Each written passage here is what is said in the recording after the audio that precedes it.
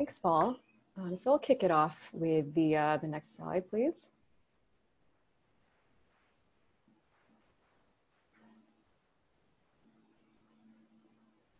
That's us, and we can advance to the next. So it feels a little bit, I would say, tired almost to keep saying that these are unprecedented times, but I mean, the reality is they really are. And in many ways, kind of because of COVID, daily life in America and really across the globe has profoundly changed, where habits and routines were abruptly thrown out of whack, making pretty significant impacts on the economy as a whole, and specifically how people are spending their money. So this is, of course, in part due to physical restrictions, but also job losses coupled with anxiety, the unknown in general, record high savings rates, i.e. people not spending money, further compounding the impact on the industry and the economy. So in a matter of weeks, the main industry pillars in the US kind of seemingly came to a halt. The reality is this is the sharpest decline in consumer spending we've ever seen. So these are, can be pretty scary figures, but there's definitely ways that businesses can adjust and adapt to these changing consumer habits.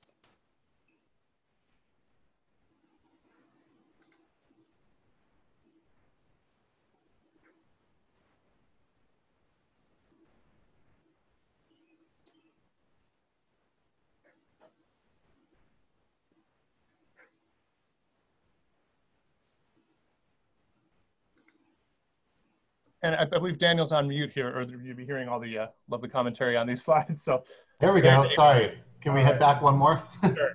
Yep, there we go. So consumption behaviors have changed recently in the last weeks and months, and we're going to focus on CTV here. Previous research from Nielsen has shown that during times of crisis, that oftentimes media consumption increases by 60%. I think we're seeing, a unique time period where internal Beachfront data is showing 124% requests grew from February to March. We saw 16% March to April and 24% from April to May. So we are seeing a leveling off as things continue. The question here will be what will happen when the stay-at-home orders are lifted? How will that affect these consumption habits? I think we'll see, a mixture of continued support, but also somewhat of a lessening. Data from Nielsen supports the trend that it has surged and since leveled off. So we're seeing that from multiple different sources, but people are still consuming more than twice as much CTV as they did a year ago. Audience streamed 170 million minutes during the week of April 6th to the 12th, and 155 million minutes the week, these are both billion, minutes the week thereafter, which are roughly double what they saw last year. So we will have to keep an eye on where the economic downturn will impact consumer adoption of subscription VOD and AVOD. I think that a lot of the converts that have moved on to the connected TV devices will likely at least stay watching those devices more than they did pre-pandemic.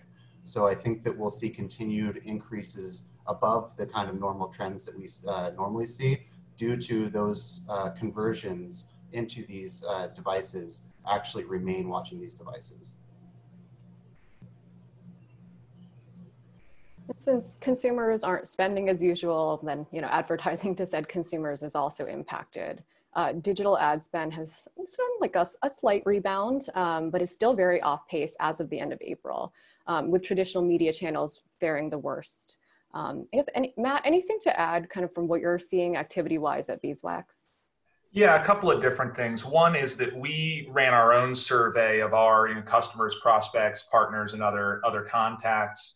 And we did see results that were directionally similar to the results that the IAB saw with this survey. We saw that 2/3 of the people we had surveyed saw spend dropping in Q2 versus their expectations. And something like 38% were seeing spend drop 25% or more. But then when we looked at Q3, there are some bright spots, at least in terms of expectations. When we surveyed people about what they thought about Q3, about half of them thought it was too early to tell. But of the remaining half, 40 of that 50% were optimistic, thinking that spend was either going to be back to normal or better than normal in Q3. So of course, we're all hoping that those predictions come to pass.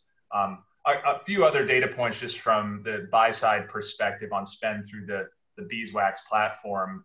We definitely did see that spend decreases were worse in some part of the world than others. We actually saw that in the US, our decline was only something more like 20%. And I think that's a testament to the fact that programmatic has actually got more staying power because of the performance nature of the medium.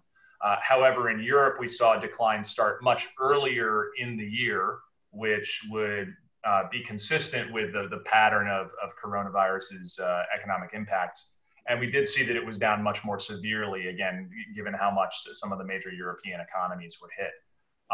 In terms of verticals, we saw that certain verticals like automotive and travel were down significantly, whereas there were verticals like food and drink and hobby and interests, which were actually up March and April versus earlier in the year. And in some cases up significantly. Food and drink spend had more than doubled through our platform. Hobby and interest spend had more than doubled. And in Europe, the effect had been more pronounced in the other direction. And then the final bright spot, and this really piggybacks on Daniel's comments about consumption trends, is that while spend was down kind of uniformly across tablet, mobile, and desktop spend, CTV was a definite bright spot. We saw no decline from March going into April. And from April into May, we've seen CTV spend through our platform more than double, which really does, reinforce the point that Daniel made about how CTV ad requests are up. And while some forms of ad spend are down, we've seen some evidence that CPMs in CTV has suffered a little bit. The net effect of spend to that channel has been up significantly. So like just mentioned on the last slide, there's been a slight recovery in ad spend from March to April, but most of our clients at LiveRamp are expressing that they intend to fully gear back up marketing efforts in the second half of the year. But in the interim, some trends we're seeing at LiveRamp are an increased focus on addressable environments, particularly OTT delivered content, as Daniel and Matt just highlighted with the CTV trends, and other media like esports, where live event marketing is de-emphasized for obvious reasons. And finally, we're seeing a kind of a double down emphasis on measurement across all media channels, as it's even more important than ever to have a clear line of sight into the impact and the investments that brands still do actually have live, and make sure that it's, it's bearing the fruits of the labor. So, shifting gears a little bit, as if the industry wasn't challenged enough with how COVID is impacting consumer habits, we're also fast approaching the full deprecation, if you will, of third-party cookie support in browsers. So it might feel like 2022 is a distant land with, some bigger fish to fry right now, but the reality is the clock is running and the impact is going to be, quite large. So this makes the current trends we're seeing highlighted in the last couple slides an additional challenge, particularly making addressable and measurable channels even more imperative. So we kind of have measuring impact being more important than ever, yet it's going to be harder to support measuring the impact since many of the infrastructures currently rely on third-party cookies, kind of on top of down markets to boot. So all of that said, what can you be doing right now to help mitigate the current climate and prepare for the hopefully soon to be near future where things are bouncing back a bit more? So we're going to unpack these 5 tips, but here are 5 things that you can do to get a leg up.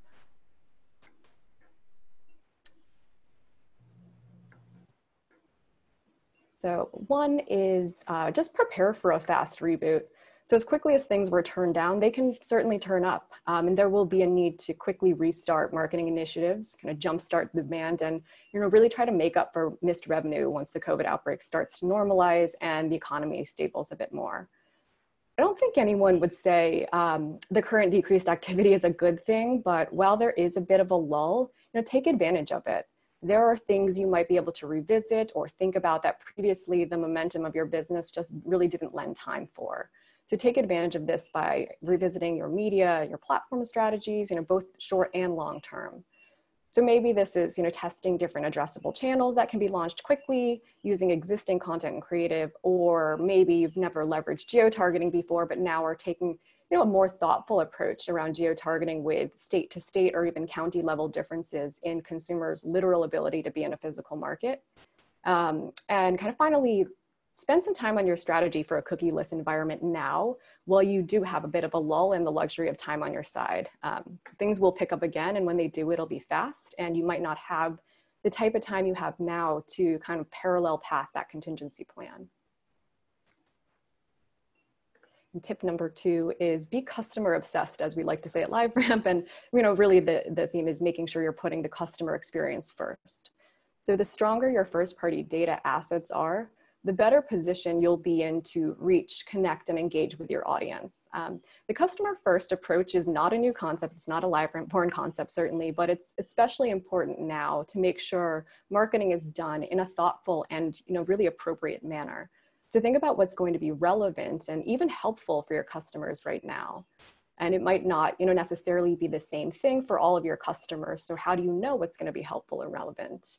A big way is to make sure that you're growing your current customer data and insights, as well as building on top of what you already have. So for example, you can contribute to a system where you exchange content or services for first-party data. Focus on bringing consumers and marketers closer together in a way that is valuable for both parties, or in other words, think of things right now of how you can trade things of unequal value, so it's a win-win scenario. Maybe it's temporarily offering content for free that is otherwise behind a paywall in exchange for an email submission, or enhanced inbound marketing efforts to create valuable content that's attractive to new prospects. But regardless, there's an opportunity to open up a transparent exchange of value. And make sure that consumers know what they're getting in exchange for an email submission or another piece of information. That's one of the things we're working on rolling out right now at LiveRamp to help with this type of engagement. And of course, make sure that you're capturing the proper consent with all your consumer interactions in order to build and maintain a durable relationship with your customers, both during a time of crisis and beyond. And tip number 3 is keep trust top of mind. So continuing with that theme, consumer trust ties directly into privacy and kind of how we got to this point as an industry. And I really want to underscore the transparency angle, as we all need to be meeting consumers from a place of trust, regardless of where we sit in the ecosystem. So not only has the industry as a whole not done, a super excellent job of establishing and maintaining consumer trust, but kind of coupled with, I would say, a general air of wariness stemming from the societal impacts of COVID, a transparent approach with consumers is going to go a long way.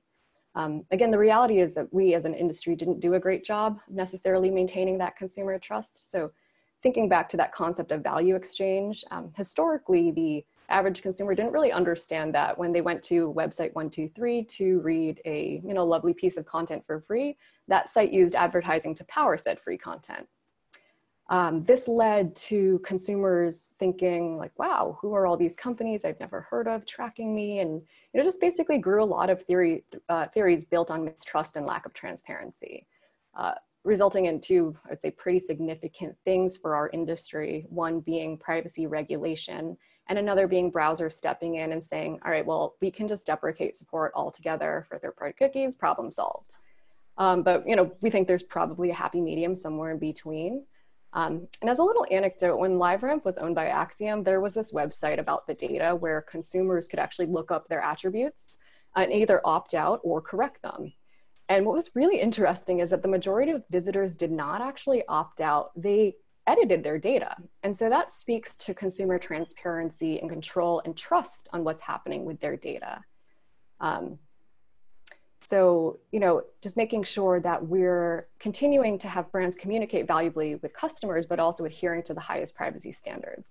So really the main thing to remember from this tip is let's make sure that as we continue to engage thoughtfully with customers, and we're also, building up that consumer trust and keeping it top of mind across the entire industry.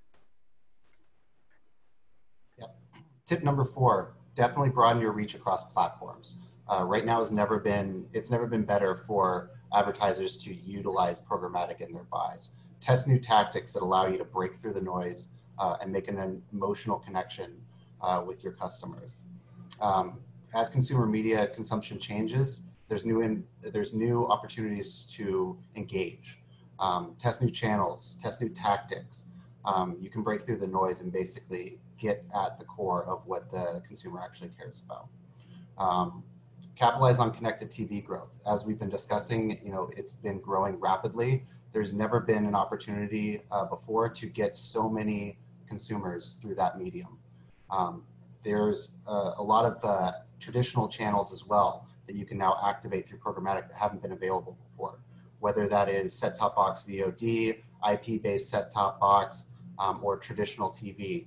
Having these in the programmatic ecosystem allow you to really leverage your buys across different platforms and make sure that your message is appropriately delivered with frequency capping, measuring through, and a lot of those kind of aspects that you can kind of focus on. Also, live streaming has never been as big as it is before, especially esports. We're still waiting for sports to come back, traditional sports, but esports give gaming companies a huge medium with a ton of eyeballs to get at their message. And there's a lot of other music streaming sites as well. There's a lot of people doing in-home concerts. So there's a huge volume of eyeballs that are entering in new mediums like traditional TV and these live events.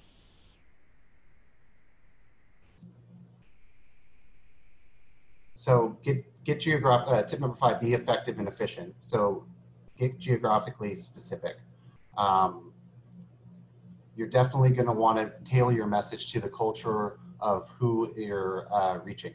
You know, you want to advertise as a car company for pickup trucks in Texas, but that's not necessarily going to resonate with the people in, for example, New York City, where you might want to test out creatives with smaller cars that people can park more easily. You're going to want to adjust your KPIs. Everything is changing so fast right now, where you might have been looking at how many people are coming into my store previously. You might want to shift that to how many people are showing up on the website for my advertising campaigns. Use measurable channels. Programmatic provides a lot of opportunity for measurement across different platforms where you can leverage the value of different screens to drive outcomes. And view efficiency as a gain of function. So as you can concentrate more of your buys into the programmatic ecosystem, whether it be for traditional TV, CTV, desktop, whatever, you can leverage those buys, those larger buys, to gain more information, gain more data about the performance of specific creatives or specific platforms, and use that information very quickly to tailor your message and change how you're engaging your customers. And on that point about focusing on efficiency as a gain of function, we thought that it would be timely to point out how, given that CTV is such a bright spot in the current advertising economy, and given some new advances in how you can utilize identity in connected TV, we thought we would highlight how identity is really a linchpin for programmatic buyers to create more value in CTV. And we think it's very timely for most programmatic buyers to really consider this. So, and this is based on what we've seen among the Beeswax buyers who leverage our partners like LiveRamp and Beachfront to utilize identity in CTV buying. So when you lack a sense of identity around the individual CTV impressions you want to purchase, what you end up doing in practice as a buyer is outsourcing a lot of the core functions of programmatic buying around audience targeting, frequency capping, and performance optimization to the publishers you buy from, because the publishers are the ones who have some sense of how to identify their consumers. And the challenge with that is that the decisioning that you want to control is instead siloed. It's not necessarily transparent, and it's hands-off from your perspective. Frequency capping is done on a per platform basis instead of on a per campaign basis, and it creates a number of challenges. When you are able to bring an identity framework into your buy-side platform, into your bidder, what you're able to do is shift a lot of that value creation from happening on a per publisher basis to happening on a universal basis at the DSP, which can only really be done if you have some sense of identity, given that you don't have a cookie in connected television. That's been a challenge up until now.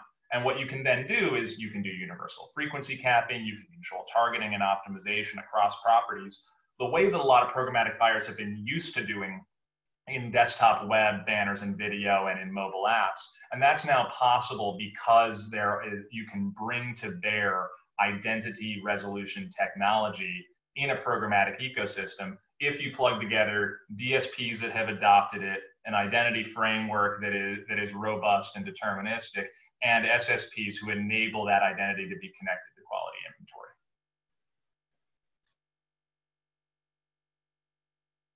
All right, and we will now, after that, thank you everyone. That was really helpful to understand kind of where things are going, you know, what we're seeing. And I guess, you know, one of the takeaways, if you can correct me if I'm wrong, that I would take from that is that we are definitely seeing a pretty robust rebound happening. You know, when it first started and, you know, we did our survey, it was a lot of uncertainty. I think that was pretty much the scariest part was just what we didn't know. You know, we didn't know if this would be a full collapse of the entire market. We didn't know if you know, all ad spending would be paused, but it does seem to be that there are some trends that are pointing back upwards, and that consumer savings can then translate into consumer spending at a certain point. So at least personally, you know, it's encouraging to see that the rebound begin to happen. I don't want to get too confident because anything can change at any moment, but that's certainly the direction we'd like to see things going. So our first question is, does CTV lend itself well to performance-based campaigns such as cost per acquisition or ROAS, return on ad spend? And I'll leave this to the entire panel to just pick off whatever you want. So from the you know, buy side perspective, so one, at Beeswax, we do have clients who utilize our bidder for whom delivering ROAS or CPA of some sort on CTV is the core of their business. So we have some clients who are scaling quite successfully at doing that. I think that when you look across the DSP landscape as a buyer, you want to get really clear about what methodology your DSP is using to connect sales that happen on some other device to a connected TV impression. You've got choices there between relying on the DSP to effectively grade their own homework in that sense, or relying on an open platform that leverages best-of-breed partners like LiveRamp for identity resolution, for example, in order to make those connections. And I think there are trade-offs with each, but for buyers who want to leverage programmatic CTV to do that, which we've seen can be done quite effectively, you want to make sure you ask a lot of questions about exactly what methodology, what identity framework, et cetera, the platform you're using is using to make those connections. All right, and this is here's another question for the panel. Can you remind us again of what your date projections are for browsers to completely disable third-party cookies? Great webinar, thanks. So I want everyone to take out their Google crystal balls and give your best guess. I'm going to write this down, and then we're going to reconvene when the cookie goes away, and we'll see who was closest to it without going over. If only we knew, but I think the reality is that it's not, from what we're hearing, it's not going to be, all right, December 31st, you know, lights out. It's going to be a slow roll, starting with things like the Chrome default browser settings. Instead of opting into third-party cookies, you know, new users are going to be opted out. So kind of quieter things happening already. So we do think there's going to be a decline that starts before, you know, actually 2022 hits. And yeah, I'll just chime in with a follow-up on that one. I mean, we've already seen this happen on Safari. So at LiveRamp, how are you helping customers, media buyers, navigate making, you know, users that use that browser work? Have you had any learnings or exposure to how IDL and the other solutions you guys offer have been helping marketers reach what is likely a more affluent and more spendy kind of segment? Yep, absolutely. So our ATS or authenticated traffic solution does just this, where, you know, we're actually able to maintain addressability in cookieless environments. So today that means Safari and Firefox, and tomorrow's world, soon to be, it'll be Chrome as well. And so, you know, there's certainly, you know, feel free to reach out after this call, can go into the nuts and bolts of it, but effectively we're using authentication. So ensuring that there's consumer notice choice consent. Authentication in, and using essentially that identity, is that input rather, to maintain identity. Even Apple has cited this in their last WebKit release as, you know, consented logins as a best practice of maintaining identity. So we're adhering to kind of those principles that have already been laid out by the browsers. All right, this is a question for Daniel. On CTV, how do you see creative optimization working? There's lots of options to optimize on digital with dynamic creative and lots of different formats, but in a more linear format such as CTV, what types of creative things are you seeing your customers do in order to optimize and maximize their reach or toward their goals? Yeah, they're actually using a lot of different creatives for different kind of audiences, basically. So they're using the dynamicness of CTV to really tailor their message to the actual audience. So what they will do is they will create, 10 different kinds of creative for the same sort of message, and then actually use those on different groups of people, even if they're in the same location or different locations, but really kind of focus those to try to get the maximum return from those audiences. And they also change them quite frequently too. So if they see one working out of their set, they may double down on those types of creatives and remove some that are not resonating with their audiences. So we see a lot of optimization on the fly, a lot of data feedback loops where they actually take that into consideration with their ad spends and use that data to leverage their messaging and the creatives that are actually resonating with people. All right. Well, while we're, I'll say we'll have time for one more question if anyone wants to just slip one in under the wire here, but I will close with our panel and asking any final thoughts, any final advice, if you could sum this up in one sentence takeaway, how media buyers should look at the future. Oh, of course, now we have a bunch of questions that just piled in. We'll see what we can get to. Sum it up in a sentence. Matt, I'll go to you first. I would say that this is a good opportunity to evaluate future-facing approaches to programmatic buying, especially in connected television activity. While activity is a little bit lower, that can be a good time to plan for what you want to do next. All right, Tyler, one sentence sum up. Keep in mind the volatility, stay on the balls of your feet, and be ready to activate the existing channels that can be activated quickly using existing creatives, because we just don't know when things are gonna open up. And Daniel, final thoughts. Yeah, while we have so much supply and so many different channels, I would say test channels that you haven't used before. Use that data to inform all of your channels and use this time of opportunity to really kind of get out of your comfort zone a little bit. All right, and so we'll go back to questions. I won't make you do that again because you used it. CTV is such a broad term. Within it, multiple platforms with multiple identifiers available to consumers on multiple screens. How is identity being unified for targeting and measurement? I can start. Yeah, go ahead. Go ahead. I can start, and then I'm sure you'll add some valuable perspective. But CTV, it's kind of interesting, kind of from the cookieless lens that a lot of us are focused on, particularly at LiveRamp right now. But the reality is, cookies don't exist in a connected TV environment the same way that they do, in desktop and mobile web. So there are certainly ways of making sure that you're using the same identifier in your more existing kind of display efforts, and being able to apply those same IDs within connected TV, in addition to kind of the native IDs that already exist there. Yeah, I think IDs are a challenge across the CTV landscape. I think that buyers are seeing the fragmented IDs. It makes it hard to target. I think identity resolution from someone like LiveRamp can really unify a lot of these different IDs. And I think that we're now starting to emerge into an area where we get a little bit outside the CTV term, which makes it even more difficult because a lot of these devices do not even have IDs. So the real question moving forward is, how do we use industry knowledge to basically tie all of these devices together, CTV and devices that do not have those IDs?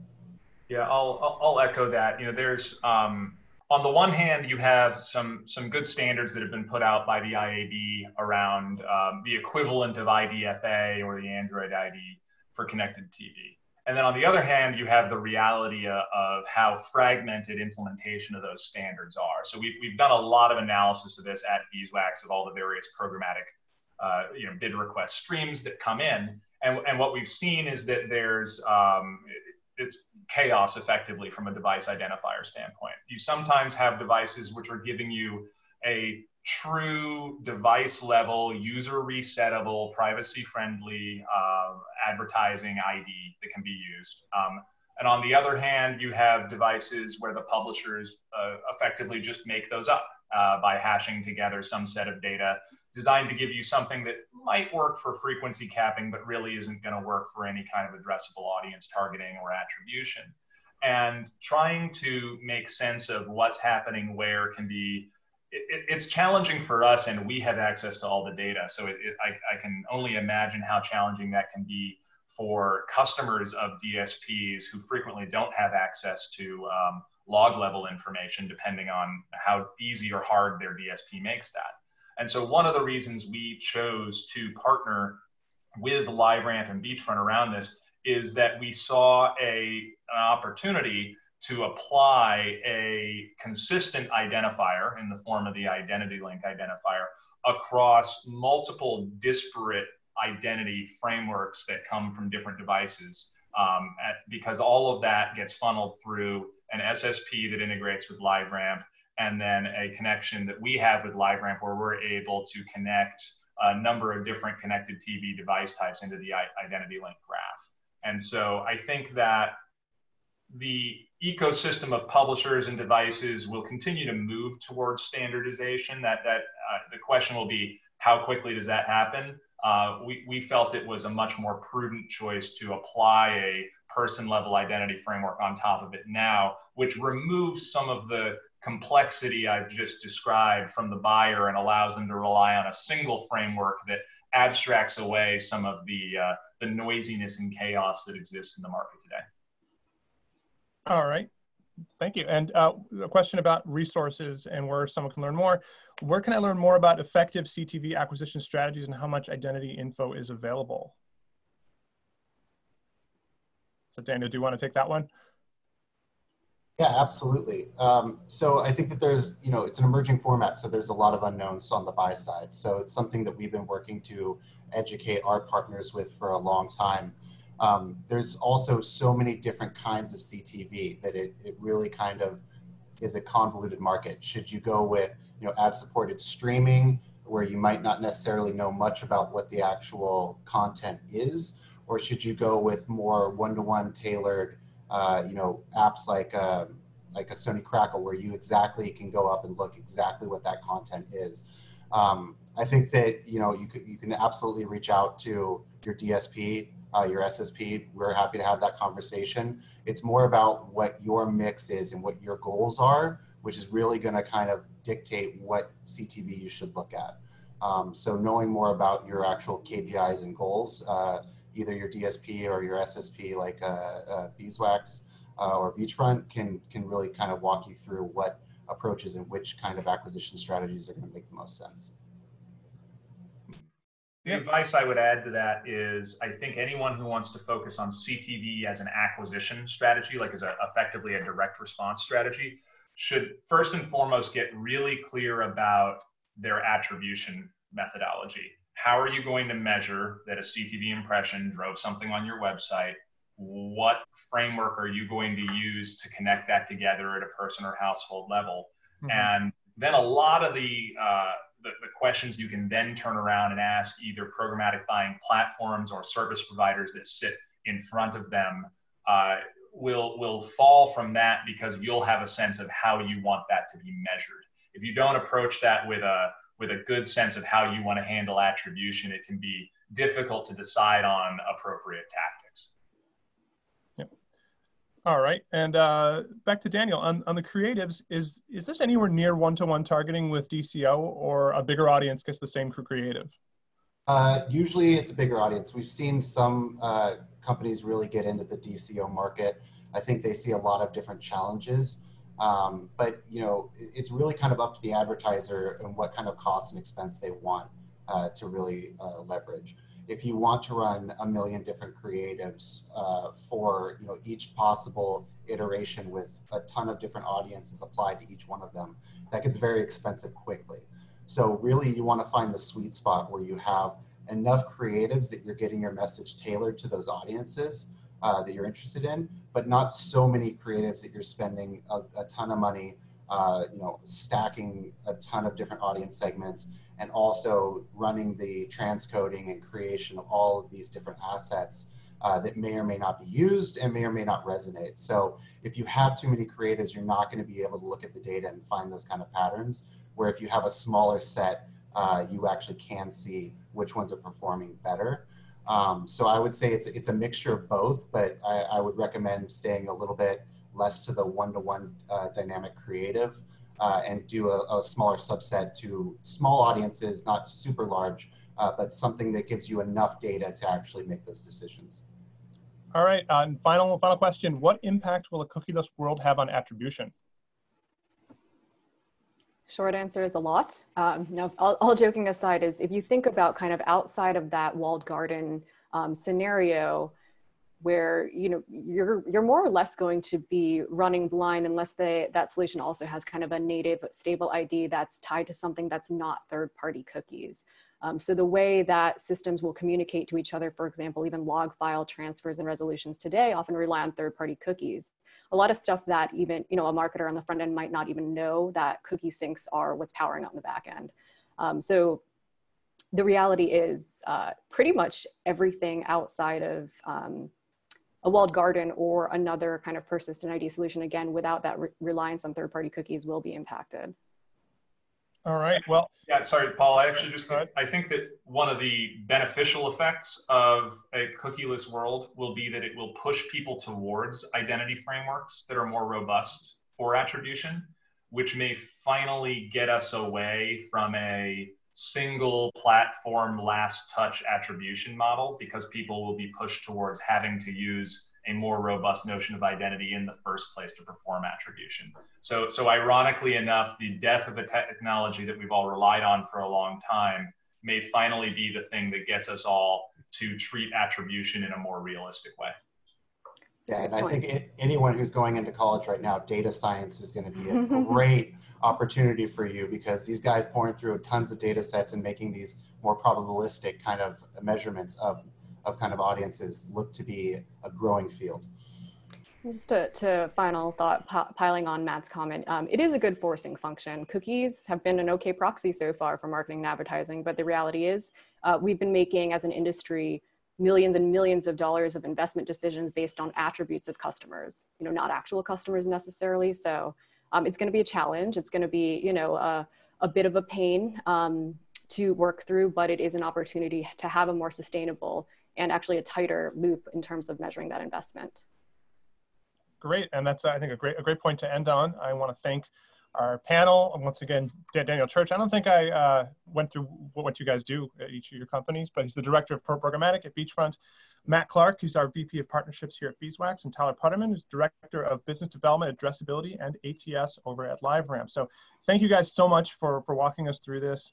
And thank everyone, and all of you in the audience that joined and were able to give your time to ask us questions and learn some stuff about that. And we will follow up with a recording of this webinar to those who were here and also those who couldn't make it.